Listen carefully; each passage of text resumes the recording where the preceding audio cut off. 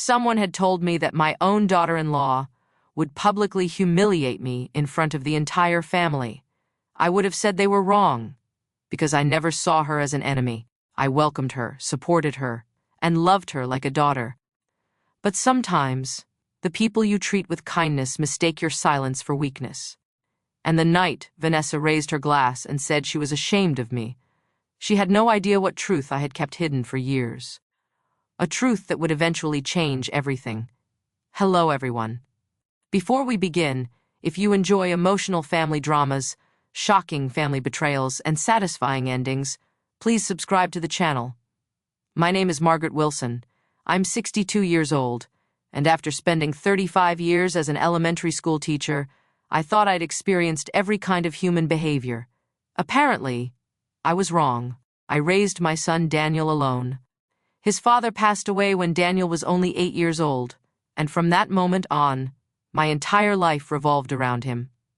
I worked extra hours, skipped vacations, sold jewelry, took private tutoring jobs after school, anything necessary to make sure my son had opportunities I never had. And honestly, I never regretted a single sacrifice, because Daniel was my world. When he graduated from college, I cried harder than he did. When he got his first job, I celebrated more than he did. And when he introduced me to Vanessa, I truly believed our family was growing. Vanessa was beautiful, confident, successful. And during the first few months, she seemed wonderful. She called me Mom, brought flowers when she visited, and constantly thanked me for raising such an amazing son. Honestly, I liked her very much.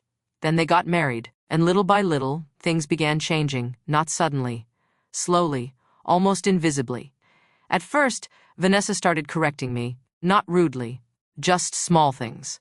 The way I cooked, the way I decorated, the clothes I wore, and honestly, I ignored it, because every generation is different. But over time, the comments became more personal. You really should modernize your style. People your age shouldn't work so hard. You don't understand how things work today. And eventually, my favorite sentence became, "It's okay, Margaret, times have changed." Not Mom, not Margaret Wilson, just Margaret, as though I had become an outsider. Daniel noticed some of it, but whenever he tried to defend me, Vanessa laughed. "I'm joking." And Daniel, wanting peace, always let it go. Honestly, I did too, because I loved my son, and I didn't want him trapped between his wife and his mother, so I stayed quiet. 2 years passed. Then Daniel and Vanessa announced exciting news. Daniel had received a promotion. To celebrate, Vanessa organized a family dinner at an upscale restaurant. Everyone would be there, her parents, our relatives, friends, even Daniel's business partners. And honestly, I was proud of my son. So proud. I spent almost an hour choosing my outfit. Nothing expensive, just a navy blue dress I'd worn to Daniel's graduation years earlier. It was special to me, because memories matter. At least, they matter to people like me. When I arrived at the restaurant, something immediately felt strange.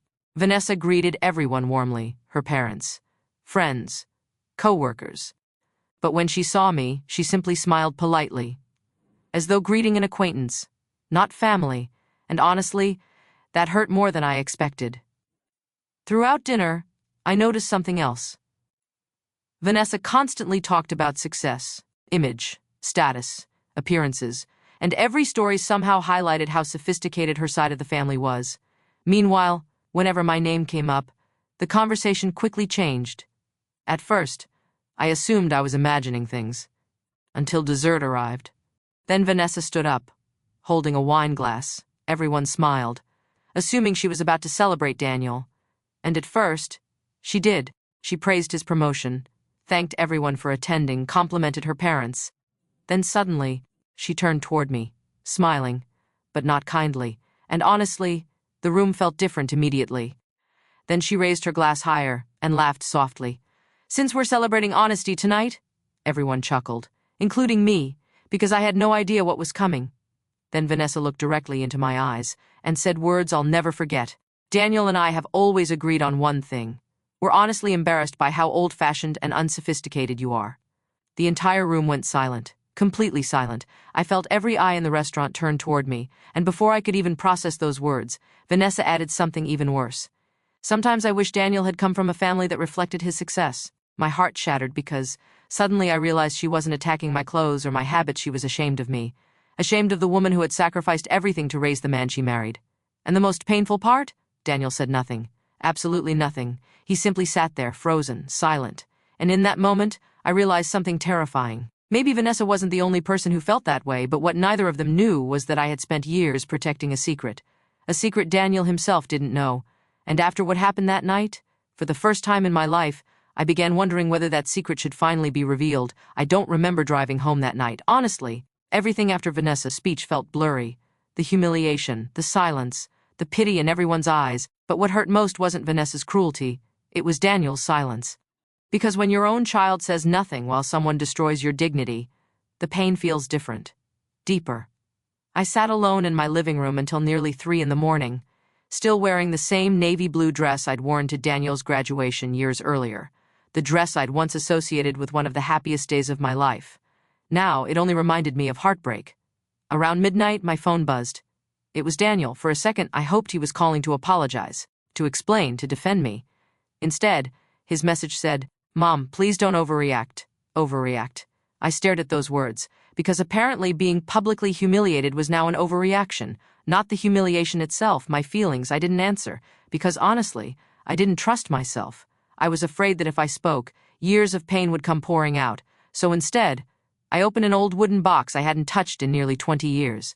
A box containing documents, letters, photographs, and a truth I had promised myself would remain buried forever. You see, Daniel had always believed his father died a hero. That was the story everyone knew. Even Daniel, even our relatives. But the truth was much more complicated. His father hadn't died while protecting our family. He had abandoned us. He left when Daniel was 8. He emptied our savings and disappeared with another woman.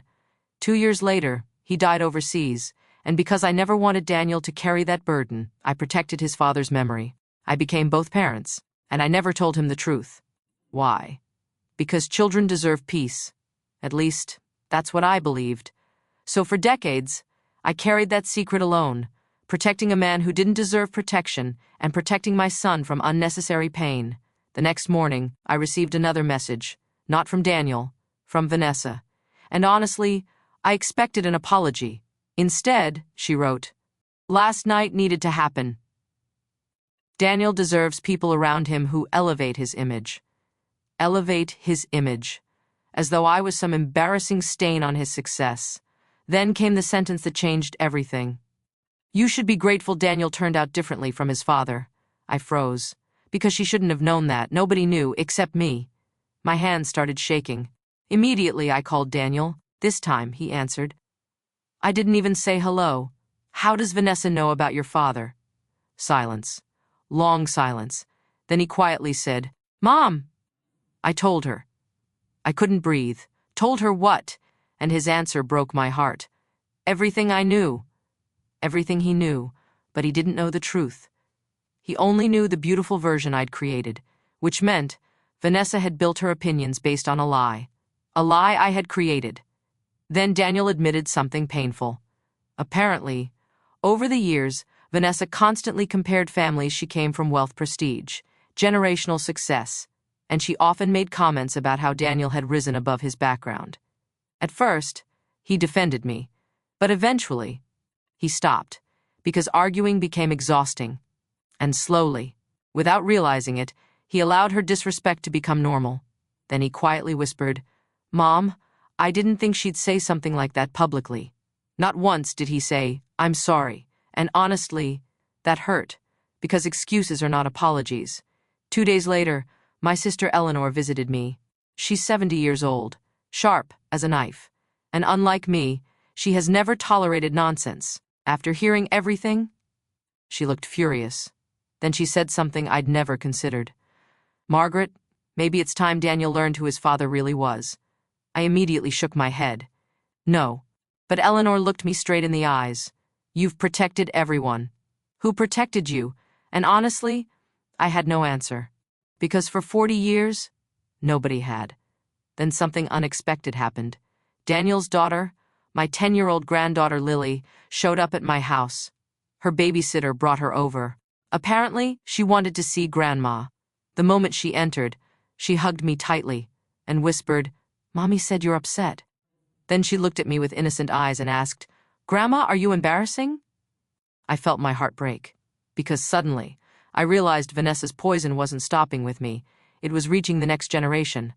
That night, I made a decision. Not out of revenge, not out of anger, but out of truth. Because lies, even loving ones, eventually destroy people. And perhaps I had protected Daniel's father for far too long, so I gathered every document, every letter, every bank statement, every piece of evidence.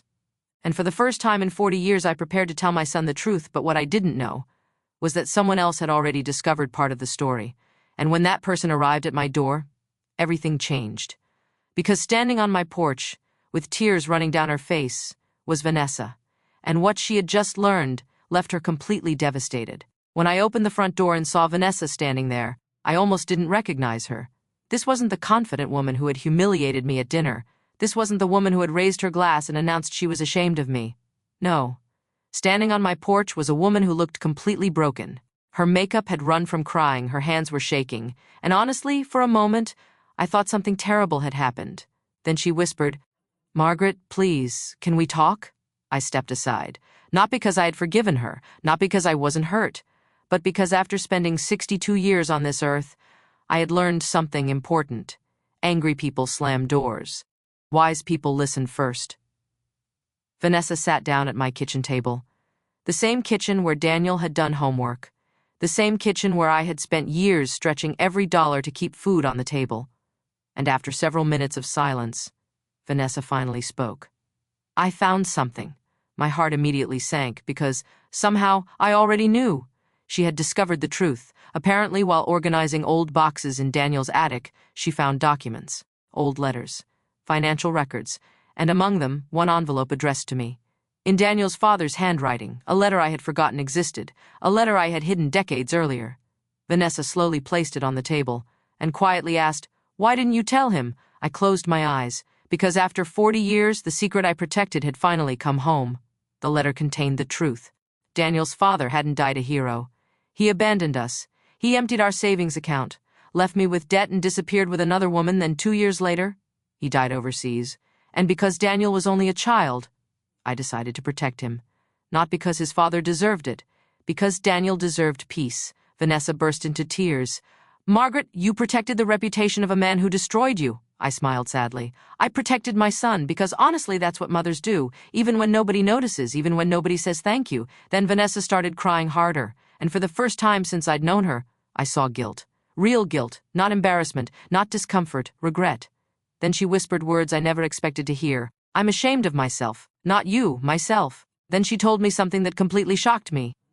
After the dinner, several guests had contacted her, not to praise her, not to support her, but to ask what was wrong with her. One of Daniel's business partners even told him, "The strongest people in the room are usually the quiet ones." And apparently, Daniel had finally begun seeing things differently. Then Vanessa looked at me and said, "There's something else." After finding the letter, she confronted Daniel. And when he learned the truth, he broke down, completely, because for 40 years he had believed a story built out of love. And suddenly, he realized the woman he was ashamed of had actually saved him, protected him, and sacrificed everything for him. An hour later, my front door opened again, and there stood my son, my little boy, except this time, he wasn't the successful executive. He wasn't the husband. He wasn't the father. He was simply my son. And the moment he saw me, he started crying. Real crying, the kind that comes from the soul.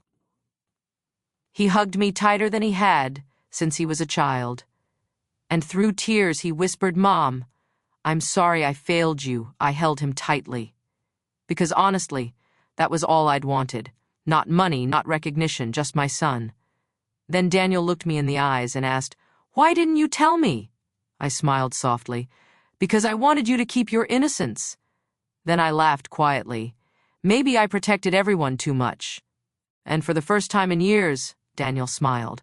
A week later, Daniel organized another family dinner, same restaurant, same family, same people. But this time, everything was different. When dessert arrived, Vanessa stood up. And honestly, the entire room became quiet, because everyone remembered the last toast. Vanessa raised her glass, tears filled her eyes, then she looked directly at me and said, "A few weeks ago, I publicly humiliated a woman I didn't deserve." The entire room froze. Then she continued, "Margaret Wilson is the strongest person I've ever met, and if anyone should feel ashamed, it's me." There wasn't a dry eye in the room, including mine. Then Daniel stood up, and in front of everyone, he said something I'll treasure for the rest of my life. "Everything I am exists because of my mother." And honestly, after years of sacrifice, those words meant more than anything else. Today, Vanessa and I aren't perfect, but we're healing. She calls me Mom again, not Margaret, Mom, and every Sunday we cook together. Sometimes we laugh about recipes, sometimes we argue, but now there's respect, and respect changes everything. As for my granddaughter Lily, one day she hugged me and whispered, "Grandma, Mommy says you're her hero." And honestly, that made every painful moment worth it. Because maybe the greatest victories aren't revenge. Maybe they're understanding. The end moral of the story: people often judge sacrifices they never witnessed. Real strength isn't loud, and true dignity doesn't come from status. It comes from love, resilience, and the quiet things we do for the people we love.